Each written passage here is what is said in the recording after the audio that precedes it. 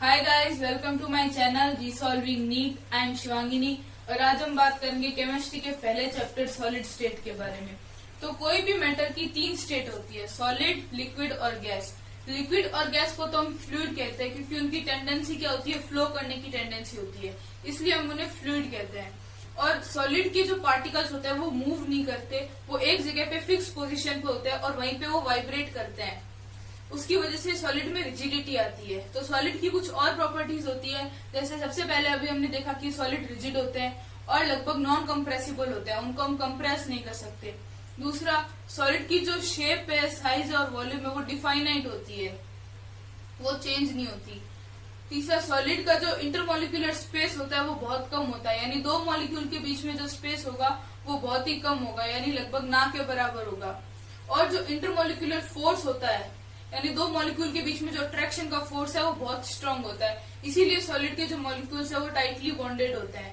और जो सॉलिड के मॉलिक्यूल है, जैसे हमने अभी बात की कि वो फिक्स पोजीशन पे रहते हैं, वो मूव नहीं करते, वो अपनी पोजीशन पे ही वाइब्रेट करते हैं या ऑसिलेट करते हैं। तो अब सॉलिड को हम देखते हैं कि पार्टिकल्स के अरेंजमेंट के बेसिस पे सॉलिड को दो क्लास में डिवाइड कर रखा है, क्रिस्टलाइन और एमोर्फस। तो क्रिस्टलाइन और एमोर्फस को नॉन क्रिस्टलाइन भी बोलते हैं। तो क्रिस्टलाइन सॉलिड वो होता है जिनमें क्रिस्टल बनाने की टेंडेंसी होती है, जैसे इसमें NaCl आ गया, नॉर्मल जो अपना नमक होता है, कॉमन सॉल्ट, वो क्रिस्टल की फॉर्म में होता है, तो वो क्रिस्टलाइन सॉलिड का एग्जाम्पल है। और एमोर्फस सॉलिड क्या होते हैं, जो लिक्विड स्टेट में होते हैं और उनमें क्रिस्टल नहीं बनते, उनको जब हम बहुत ज्यादा कूलिंग करके सॉलिडिफाई करते हैं तब जाके वो एक सॉलिड बनते हैं, तो वो एमोर्फस सॉलिड है। इनको हम सुपर कूल्ड लिक्विड भी कहते हैं क्योंकि ये लिक्विड को बहुत ज्यादा कूलिंग करने से सॉलिड बनते हैं, जैसे रबर हो गया, ग्लास हो गया, प्लास्टिक हो गया, तो ये सब एमोर्फस सॉलिड के एग्जाम्पल है। अब हम देखते हैं कि क्रिस्टलाइन सॉलिड और एमोर्फस सॉलिड में क्या डिफरेंस है। तो सबसे पहला कि क्रिस्टलाइन सॉलिड जो है उनको हम ट्रू सॉलिड बोलते हैं क्योंकि ये बहुत ज्यादा रिजिड होता है, ये बहुत ज्यादा हार्ड होता है। और एमोर्फस सॉलिड जो है उनको हम स्यूडो सॉलिड या सुपर कूल्ड लिक्विड भी बोलते हैं। क्रिस्टलाइन सॉलिड जो है उनकी जो ज्योमेट्री होती है वो एकदम रेगुलर होती है, यानी उनमें पार्टिकल्स की पोजीशन फिक्स है कि जो ज्योमेट्री उनकी एकदम रेगुलर शेप और साइज होगा। पर एमोर्फस जो होता है उनकी ज्योमेट्री इरेगुलर होती है। जो क्रिस्टलाइन सॉलिड है वो एक लॉन्ग रेंज ऑर्डर है, यानी बहुत लॉन्ग रेंज तक।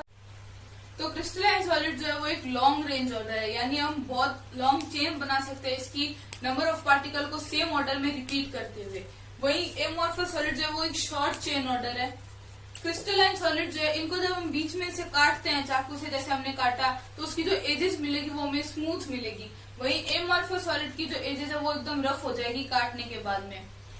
और जब हम देखते हैं कि आइसोट्रॉपी एक प्रॉपर्टी होती है किसी भी सब्सटेंस की, जिसमें अगर हम किसी भी डायरेक्शन में जाए तो उसकी सारी प्रॉपर्टीज जैसे रिफ्रैक्टिव इंडेक्स हो गई और आयोनाइजेशन एंथैल्पी हो गई, मेल्टिंग पॉइंट, बॉइलिंग पॉइंट, ये सब सेम रहना चाहिए हर डायरेक्शन में, तो उस प्रॉपर्टी को बोलते हैं आइसोट्रॉपी। तो वो एमोर्फस सॉलिड में प्रेजेंट होती है क्योंकि एक शॉर्ट चेन ऑर्डर है, तो प्रॉपर्टी सेम हो सकती है हर डायरेक्शन में। तो एमोर्फस सॉलिड में आइसोट्रॉपी की प्रॉपर्टी प्रेजेंट होती है, तो इन्हें आइसोट्रॉपिक बोलते हैं।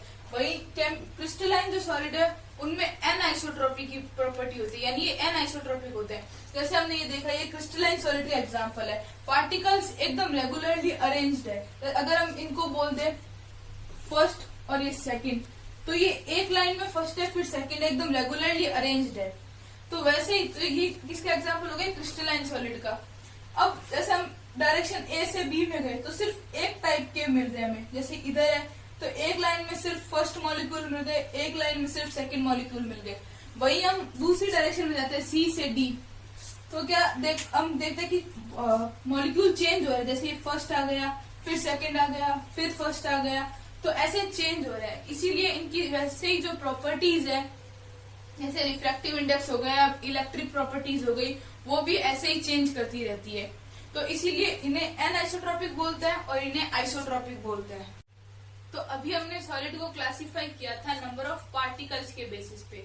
अब हम सॉलिड को क्लासिफाई करेंगे कि उसके जो पार्टिकल्स है उनमें कौन सा बॉन्ड प्रेजेंट है, यानी इंटरमोलिकुलर फोर्स का नेचर क्या है। तो इस बेसिस पे सॉलिड चार तरह के होते हैं, ionic solid, metallic solid, covalent solid और मॉलिक्यूलर सॉलिड। मॉलिक्यूलर सॉलिड को भी हम आगे तीन क्लास में डिवाइड करते हैं, नॉन पोलर, पोलर और हाइड्रोजन बॉन्डेड। सबसे पहले हम देखते हैं आयोनिक सॉलिड। आयोनिक सॉलिड वो सॉलिड होते हैं जिनमें पार्टिकल्स के बीच में आयोनिक बॉन्ड प्रेजेंट होता है, जैसे NaCl हो गया, KCl हो गया, ZnS हो गया। तो ये सब अपने आयंस में टूटते हैं, यानी इनमें आयोनिक बॉन्ड प्रेजेंट होता है। फिर हम देखते हैं मेटेलिक सॉलिड। मेटेलिक सॉलिड वो सॉलिड होते हैं जिनमें पार्टिकल्स के बीच में मेटेलिक बॉन्ड प्रेजेंट होता है, जैसे आयरन हो गया, कॉपर हो गया, सिल्वर हो गया। ये सब क्या है, मेटल्स है, तो इनके बीच में मेटेलिक बॉन्ड प्रेजेंट होगा, इसीलिए इनको बोलते हैं मेटेलिक सॉलिड। फिर आते हैं कोवेलेंट सॉलिड। कोवेलेंट सॉलिड को हम नेटवर्क सॉलिड भी बोलते हैं, क्योंकि ये जो सॉलिड है वो नेटवर्क की फॉर्म में रहते हैं और इनके जो पार्टिकल्स होते हैं उनके बीच में कोवेलेंट बॉन्ड प्रेजेंट होगा। एग्जाम्पल डायमंड हो गया और ग्रेफाइट हो गया, क्वार्ट्ज हो गया, तो ये सब कोवेलेंट सॉलिड के एग्जाम्पल है। फिर हम देखते हैं मॉलिक्यूलर सॉलिड, ऐसे सॉलिड जिनमें मॉलिक्यूलर बॉन्ड प्रेजेंट हो। अब ये भी 3 तरह के हो गए। Non polar, non polar molecular solid कौन से होते हैं, जिनमें लंडन फोर्स प्रेजेंट हो, तो उसके एग्जाम्पल क्या हो गए, CO2 हो गए, CCl4 हो गए। अब इन्हें नॉन पोलर क्यों बोला है, क्योंकि ये अपने आयंस में या बोल से कि इन। तो अब हम देखते हैं मॉलिक्यूलर सॉलिड। मॉलिक्यूलर सॉलिड को हमने 3 क्लास में डिवाइड किया था, नॉन पोलर, पोलर और हाइड्रोजन बॉन्डेड। तो नॉन पोलर कौन से होते हैं, जिनमें लंडन फोर्स ऑफ अट्रैक्शन होता है। इसके एग्जाम्पल हो गए CO2 हो गए, CCl4 हो गए। और इन्हें नॉन पोलर क्यों बोला है, क्योंकि ये टूटते नहीं है। जैसे अब NaCl को हमने तोड़ा तो ये 2 पार्ट में टूट जाएगा, Na+ और Cl-, ये अपने कैटायन और एनायन में टूट जाएगा। वैसे ही HCl है तो वो भी H+ और Cl-, यानी अपने आयंस में टूट जाएगा। पर जो CCl4 है वो ऐसे नहीं टूटेगा कि जैसे C+4 हो गया, Cl-1 हो गया, तो CCl4 ऐसे नहीं टूटता और CO2 भी नहीं, तो इसलिए इनको बोलते हैं नॉन पोलर मॉलिक्यूल। फिर अगले आते हैं पोलर मॉलिक्यूल। पोलर मॉलिक्यूल में कौन सा फोर्स होता है, डाइपोल डाइपोल अट्रैक्शन होता है। तो इसके एग्जांपल क्या हो गए, HCl हो गए, जैसे मैंने बताया कि H+ और Cl- में टूट गया, तो ये पोलर मॉलिक्यूल है। फिर आता है SO2 हो गया इसका एग्जाम्पल। नेक्स्ट हम देखते हैं हाइड्रोजन बॉन्डेड। हाइड्रोजन बॉन्डेड वो मॉलिक्यूल होते हैं जिनमें हाइड्रोजन बॉन्ड प्रेजेंट हो, जैसे H2 हो गया।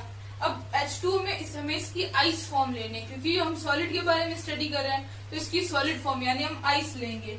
अगला हमने ले लिया NH3 ले लिया, तो उसमें भी हाइड्रोजन बॉन्ड प्रेजेंट होता है।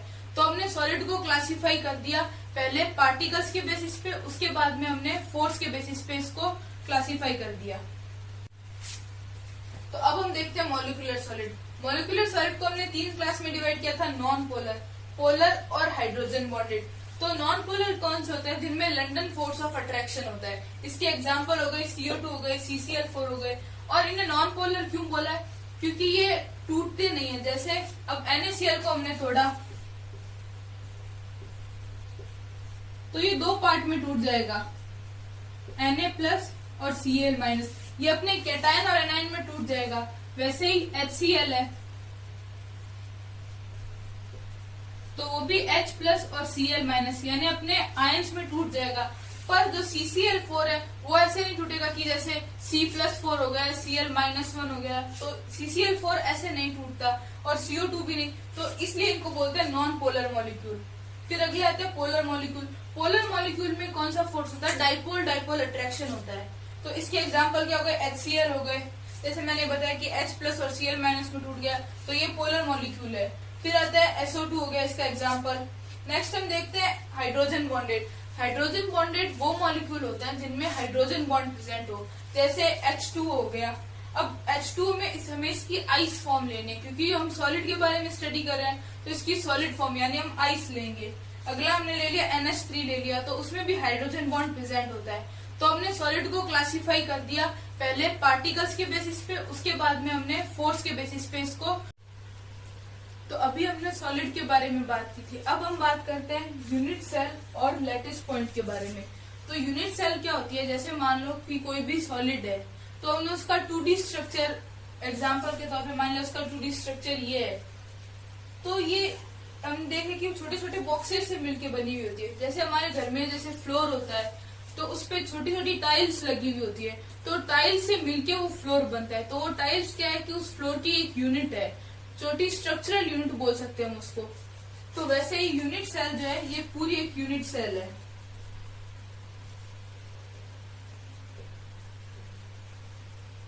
यूनिट सेल जो है वो किसी भी सॉलिड की या किसी भी लैटिस की हम बोल सकते हैं कि स्ट्रक्चरल यूनिट होती है। और जो यूनिट सेल होती है वो छोटे छोटे पॉइंट से मिलकर, यानी ये पार्टिकल से, छोटे छोटे पार्टिकल से मिलकर बनी हुई होती है, जिनको हम बोलते हैं लैटिस पॉइंट। तो कोई भी सॉलिड जो है वो यूनिट सेल से मिलकर बना हुआ होता है। यूनिट सेल जो है वो किसी भी सॉलिड की स्ट्रक्चरल यूनिट होती है, और यूनिट सेल भी छोटे छोटे पॉइंट से मिलकर बना होता है, जिनको हम बोलते हैं लैटिस पॉइंट्स। अब हम देखते हैं कि यूनिट सेल कितने टाइप की होती है। तो यूनिट सेल दो तरह की होती है, प्रिमिटिव और सेंटर्ड।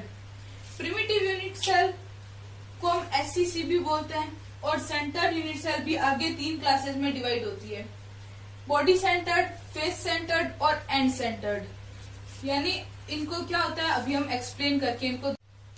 तो अभी हमने यूनिट सेल के टाइप्स देखे थे, अब हम उनको एक्सप्लेन करके देखते हैं कि जैसे हमने एग्जांपल के तौर पे मान लिया कि जो हमने यूनिट सेल लिया है वो क्यूबिक है। तो अब इस क्यूबिक में हमें पार्टिकल्स अरेंज करने हैं, तो हम कैसे कर सकते हैं। तो सबसे पहले तो ये होगा कि हमने कॉर्नर पे पार्टिकल रख दिए, तो उसको हम बोलते हैं प्रिमिटिव यानी एससीसी। ठीक है, अगला क्या होगा कि हमने इस पूरी बॉडी के सेंटर में एक रख दिया, एक पार्टिकल इस बॉडी के सेंटर में रख दिया, तो वो हो गया बीसीसी।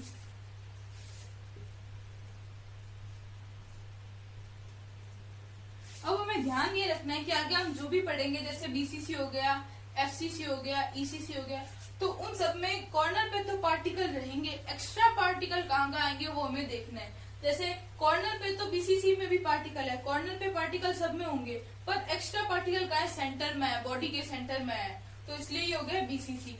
नेक्स्ट हम देखते हैं एफसीसी।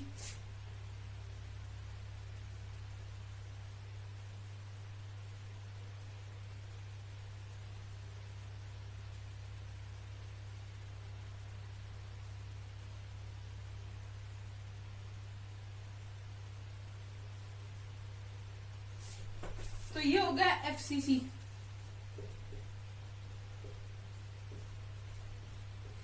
यानी हर एक फेस की, जैसे क्यूब के 6 फेसेस होते हैं, तो हर एक फेस पे एक एक पार्टिकल आ गया, तो वो हो गया एफसीसी।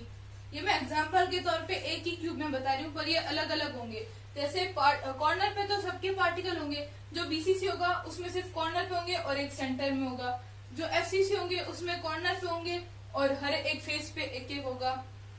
नेक्स्ट हम देखते हैं ईसीसी।